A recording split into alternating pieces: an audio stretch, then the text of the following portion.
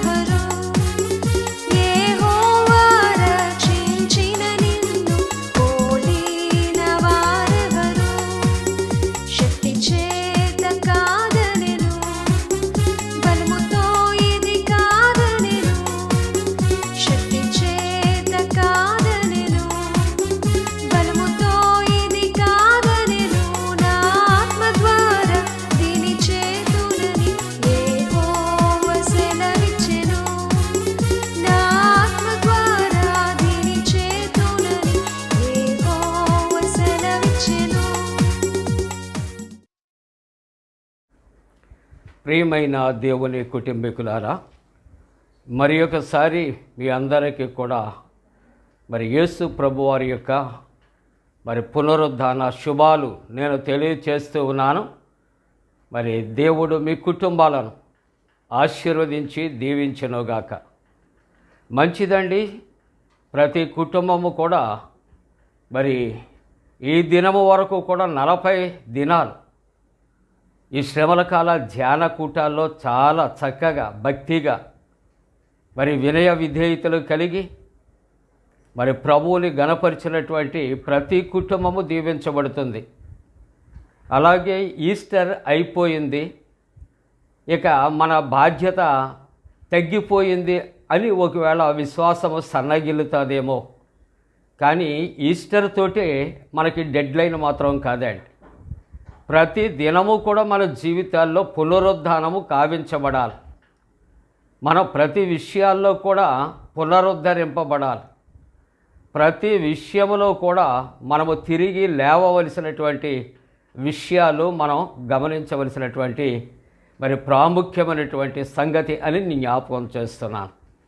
ఈ దినాన పునరుద్ధానము తరువాత ఈ యొక్క ఉదయకాలపు ఆరాధన కొరకు ఏర్పాటు చేయబడిన పరిశుద్ధ లేఖనము లూకా సువార్త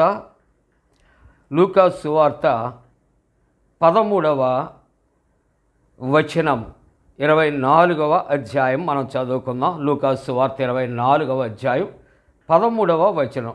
ఇదిగో ఆ దినమందే వారిలో ఇద్దరు యెరూషలేమునకు ఆమడ దూరమున ఉన్న ఎమ్మాయి అను ఒక గ్రామమునకు వెళ్ళొచ్చు జరిగిన సంగతులను గురించి ఒకరితో ఒకరు సంభాషించుచూ ఉండేరి.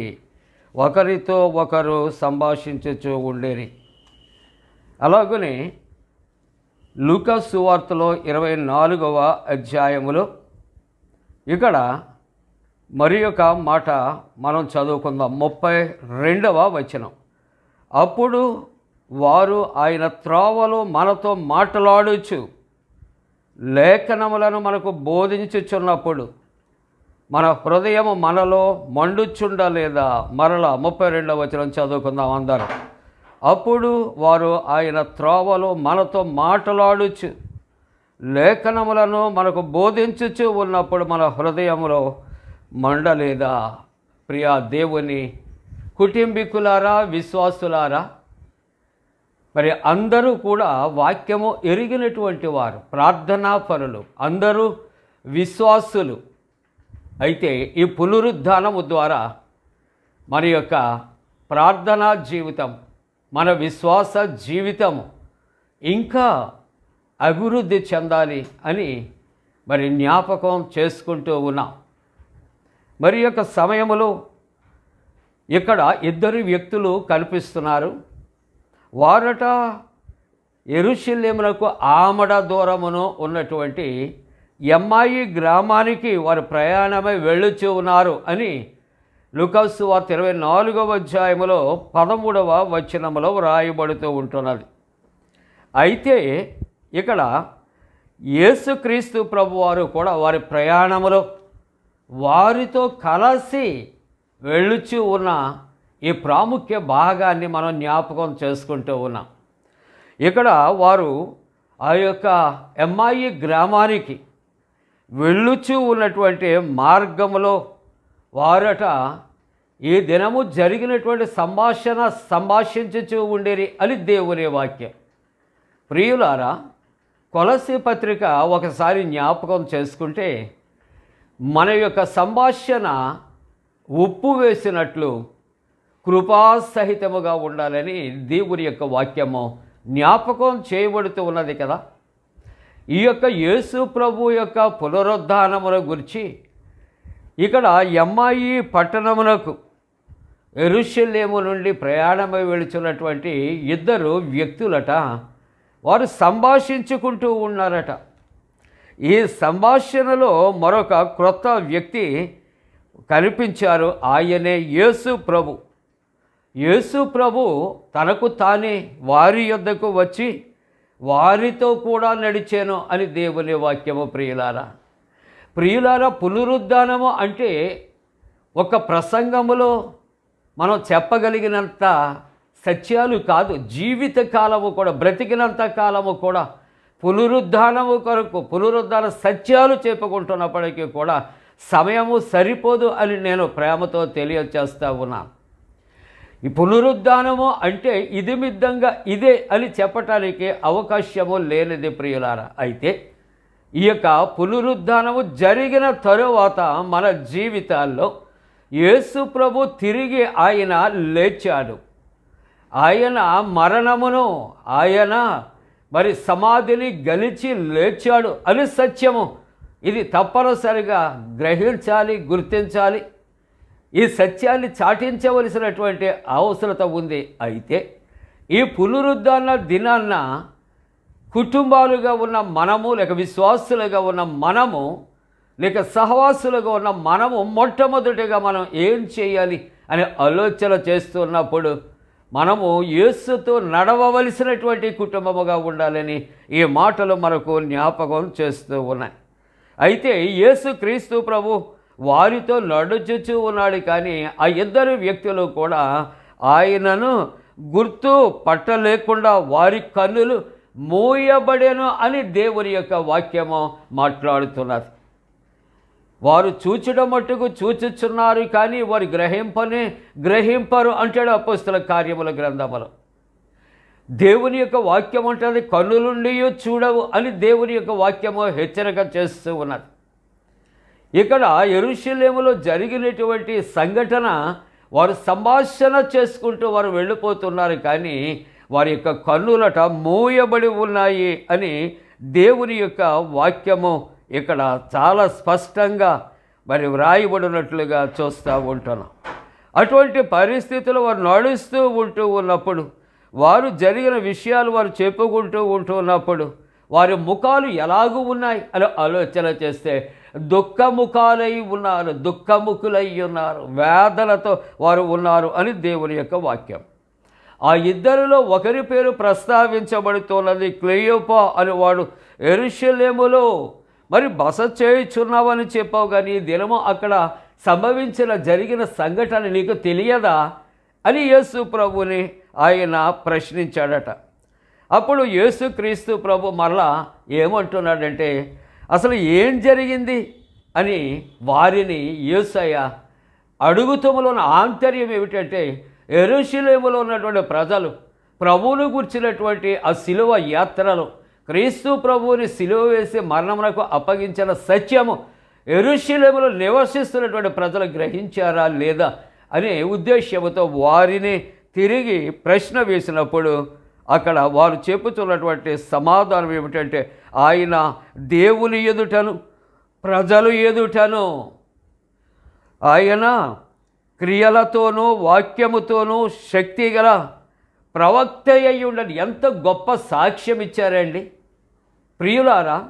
మనము మందిరములో నుండి బయటికి వచ్చిన వెంటనే, లేకపోతే మన స్నేహితుల దగ్గరికి వెళ్ళిన వెంటనే, బంధువుల దగ్గరికి వెళ్ళిన వెంటనే, లేకపోతే ఎక్కడైనా మనం ట్రీట్ తీసుకుంటానికి వెళ్ళిన వెంటనే మనం ఎక్కడి నుంచి వచ్చామో, ఏ వాక్యం బోధించబడిందో, ఇవాళ పండుగ యొక్క సారాంశం ఏమిటో కూడా మనము గుర్తు చేసుకోలేని పరిస్థితుల్లో మళ్ళా లోకములో మనం కలిసిపోతూ ఉంటాం. కానీ ఈ ఇద్దరిలో క్లెయోపా ఏమంటున్నాడంటే, ఆయన దేవుని ఎదుటను, రెండవది ప్రజల అందరి ఎదుటను, క్రియలలోనూ వాక్యములోనూ శక్తి కలిగి ఆయన ప్రవక్త ఒక ఆయన ఉన్నాడు. ఎంత గొప్ప సాక్ష్యం యేసయ్య కొరకు ఇస్తున్నారని మనం ఏం చేస్తామంటే, అంతవరకు మనసులో లేకపోయినప్పటికీ ఆ వ్యక్తి కనిపిస్తే మీ కొరకు ఎదురు చూస్తున్నాం, లేకపోతే మీ దగ్గరికి మేము రావాలి అనుకుంటూ ఉన్నాం, లేకపోతే మీకు ఫోన్ చేయాలనుకుంటూ ఉన్నాం. ఇవన్నీ కూడా ముఖమాటానికి మాట్లాడే మాటలే తప్ప మనస్సులో నుంచి వచ్చే మాటలు కాదు. కానీ ఇక్కడ యేసు ప్రభు వారితో ఉన్న ఆయన ఎవరో తెలియకపోయినా, వారు యెరూషలేము నుండి ఎమ్మాయికి వెళుతున్నప్పటికీ కూడా యేసు ప్రభుని గురించి చక్కటి సాక్ష్యం ఇస్తున్నారు. ప్రియులారా, క్రైస్తవ జీవితంలో యేసుక్రీస్తు ప్రభు ఎవరు అంటే నిద్ర లేపినా మనం ఏం చెప్పాలంటే ఈ గొప్ప సాక్ష్యాలు చెప్పాలి. ఇక్కడ అంటారు దేవుని ఎదుట ప్రజల ఎదుట ఆయన మరి క్రియలలో వాక్యములో శక్తి కలిగి ప్రవక్త ఉన్నాడు. శిలువదారి కొరకు వారు సాక్ష్యమిస్తూ ఉన్నారండి. ఆయన ఎవరు అని చెబుతున్నాడంటే, ఇశ్రాయేలీలను విమోచించేవాడు ఈయనే అని మేము నిరీక్షించుతున్నాం. ఇశ్రాయేలు ప్రజలను విమోచించేవాడు ఈయనే అని మేము నిరీక్షించు ఉన్నాము. ఆయన ఇదిగో ఈ సంగతులు జరిగి ఇది 3వ దినము. ఎంత క్లియర్గా వాళ్ళు చెబుతున్నారు, ఎంత చక్కగా వాళ్ళు అర్థం చేసుకున్నారండి. ప్రియులారా, దేవుని మాటలు వినబడినప్పుడు మన హృదయము గ్రహించాలి. ఆయన ప్రత్యక్షత మనకు కలిగినప్పుడు కన్నులారా మనము చూడాలి. ఆయన మాటలు దొరికినప్పుడు మనసారా మనం చెవి పెట్టి వినవలసినటువంటి అవసరత ఉంటూ ఉన్నది. ప్రియులారా, అటువంటి పరిస్థితుల్లో ఇక్కడ యేసుక్రీస్తు ప్రభువు కొరకు ఆయనతో ప్రయాణం చేస్తూ ఉంటాడుగా కొంత సంభాషణ జరిగింది. అయితే ఇక్కడ వారు వెళ్ళవలసిన ఎమ్మాయి గ్రామము దగ్గరకు వచ్చారు.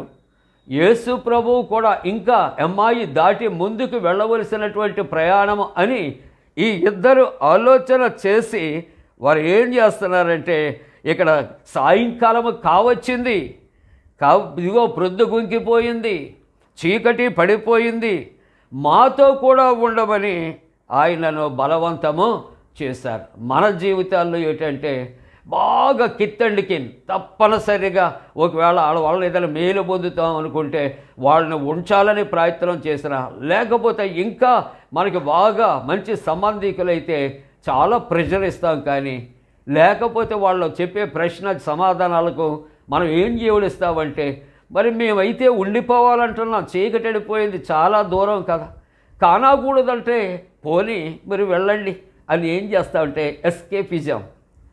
అవును ప్రియులారా, ఇక్కడ ప్రభువుని అలా కాదట, మనస్ఫూర్తిగా హృదయపూర్వకంగా ఏం చేశారు, మాతో ఉండిపోమ్మని వారు చెప్పి బలవంతము చేసినప్పుడట యేసుక్రీస్తు ప్రభు వారితో కూర్చుండినప్పుడు ఒక రొట్టెను పట్టుకొని స్తోత్రము చేసి దానిని విరిచి వారికి పంచిపెట్టగా, యేసు ప్రభు ఎవరో తెలియదు, కానీ యేసు ప్రభుతో ప్రయాణం చేశారు. యేసు ప్రభు ఆయన మరి వెళ్ళిపోతుంటే ఆ రాత్రి వారితో ఉండమని బలవంతం చేశారు.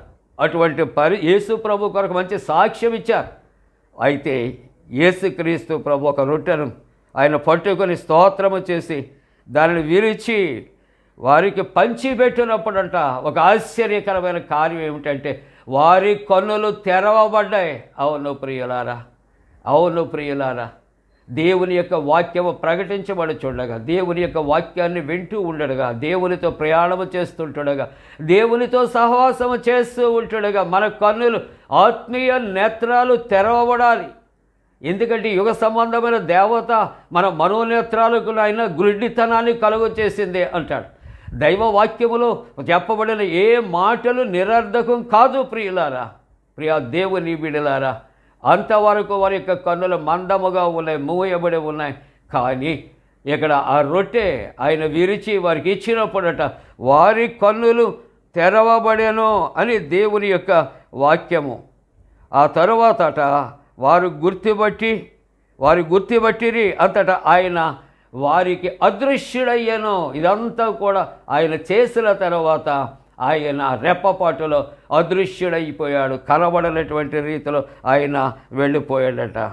ప్రియులారా, ముగింపుగా జ్ఞాపకం చేసుకుందాం. అంతటా ఆయన మాట్లాడుతూ ఉన్నప్పుడు, ఇక్కడ లేఖనములు బోధించినప్పుడు మన హృదయం మనలో మండలేదా? ఈవేళ మన టైటిల్ కూడా ఈ పునరుద్ధాన దినము, పునరుద్ధాన ఆరాధన, యేసు ప్రభు లేచినటువంటి శుభదినము. ఆ యొక్క చక్కటి సాక్ష్యాన్ని వింటున్నప్పుడు మన హృదయంలో మంట పుట్టలేదా? అవును ప్రియులారా, ఒకవేళ ఇదిగో లోక సంబంధమైన అనేక విషయాలకు చెవులు రెండో ఇస్తూ ఉన్నాం, హృదయాలు ఇస్తూ ఉన్నాం, కన్నులు ఇస్తూ ఉన్నాం. ఇవన్నీ కూడా మనకు ఆ క్షణంలో మనకి నవ్వుకుంటాం, హేళన చేయటం, ఇటువంటివి అలవాటైపోయాయి తప్ప దాంట్లో ఉన్నటువంటి సత్యాలు, అది ఒక వ్యక్తి కష్టంలో ఉన్నాడు, ఒక వ్యక్తి విచారంలో ఉన్నాడు, ఒక వ్యక్తి దుఃఖంలో ఉన్నాడు అని ఒకవేళ ఇన్వాల్వ్ అయిపోగలిగితే వారితో కూడా అదే విధంగా మనము కొంత బాధ అనుభవిస్తాం. కానీ మనం ఏంటంటే ఎదుటి వ్యక్తి ఏదైనా చెబితే అది ఆ చెప్పినటువంటి వ్యక్తికే పరిమితం తప్ప ఎవరితో చెప్పి బాధ తగ్గించుకోవాలనుకుంటున్నాడో వారికి ఎటువంటి సంబంధము ఉండదు. కానీ ఇక్కడ దేవుని యొక్క వాక్యం అంటుంది, అంతటా ఆయన మనతో మాట్లాడుచూ ఉన్నప్పుడు, ఇక్కడ లేఖనములు బోధించినప్పుడు మన హృదయము మనలో మండుచుండలేదా? దేవుడు యొక్క లేఖనాలు బోధిస్తుండగా వారి హృదయాలు మండాయి అని వారు సాక్ష్యం ఇస్తారు. వారికి మూయబడిన కన్నులు తెరవబడ్డాయి, మూయబడిన నోరు తెరవబడి సాక్ష్యం ఇచ్చారు. ఇక్కడ వారి యొక్క మూయబడిన హృదయము లేఖనానికి మండినట్లుగా మనం చూస్తూ ఉన్నాం. కాబట్టి ఈ పునరుద్ధాన ఆరాధనలో మన సాక్ష్యం ఎలాగ ఉంది అని ఆలోచన చేస్తే ఇంతవరకు మన యొక్క హృదయము లేఖనముల ద్వారా మంట పుట్టకపోతే దేవుని వాక్యము చేత బర్నింగ్ అనేది మనము కలిగి ఉండాలి ప్రియులారా. మన కన్నులు ఒకవేళ ఇంకా మందముగా ఉంటే కన్నులు తెరవబడాలి ప్రియులారా. మన నోరు ఇదిగో దేవుడు మనకి ఇచ్చినది, చేసినది, చూసినది అన్నీ కూడా విని మన నోరు తెరవబడాలి, సాక్ష్యము ఇవ్వబడాలి. అలాగే వారు సాక్ష్యం ఇచ్చారు, వారి కన్నులు తెరవాయి, వారి యొక్క హృదయము మండింది. ఈ పునరుద్ధరణ ప్రత్యక్షత ద్వారా మన యొక్క జీవితాలు ఒక్కొక్కటి కూడా పునరుద్ధరించబడటానికి, ప్రభువుతో సహవాసము చేసి ప్రభువుతో నడవటానికి, ప్రభువుకు సాక్షులుగా ఉండటానికి దేవుడు తన పరిశుద్ధాత్మ కూడిన మనపై మెండుగా కుమ్మరించునుగాక. ఆమేన్. ప్రార్థన. పరిశుద్ధుడా, నీకు వందనాలు. పునరుద్ధరణ సత్యాలు, రుజువులు నైనా నీవు ఎన్నో కొన్ని పర్యాయాలు అనేక మందికి నువ్వు కనపరుచుకున్నావు.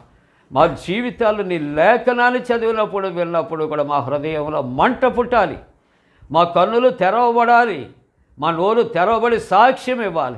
ఈ పునరుద్ధాన శక్తితో మా జీవిత కాలము నడిపించి నాయనా మేము నీ పునరుద్ధానానికి సాక్షులుగా మేము కూడా ఉండటానికి కృప చేయమని యేసు ప్రభు దివ్య నామమున వేడుకొనుచున్నాము తండ్రి. ఆమేన్. పరలోకమందున మా తండ్రి, నీ నామం పరిశుద్ధపరచబడనుగాక, నీ రాజ్యం వచ్చునుగాక, నీ చిత్తం పరలోకమందున వేర్చినట్టు భూమి అందు నెరవేరునుగాక. మా ఇందిన ఆహారం నేడు మా దయచే, మా ఎడల అపరాధం చేసిన వారికి క్షమించిన ప్రకారముల ప్రథమ క్షమించము, శోధంలోని తెక కీడును తప్పించము. రాజ్యము, శక్తి, మహిమ నిరంతరము నీవే ఉన్నవి. ఆమేన్. మన పరమ తండ్రి అయిన దేవుని యొక్క ప్రేమయు, ప్రభువైన యేసుక్రీస్తు ప్రభు కృపయు, పరిశుద్ధాత్మ యొక్క అన్యోన్య సహవాసము ప్రాతకాల ఆరాధనలో ప్రభువుని ఆరాధిస్తున్న ప్రతి కుటుంబానికి తోడుగుండి సంరక్షించి కాపాడునుగాక. ఆమేన్. చేచుకొనుడి మీ హృదయమున శ్రీయేసునాదునతడు చేచుకొనుచు మీకిచును చిరజీవము కృపను. నతడు చేచుకొనుచు మీకిచును చిరజీవము కృపను.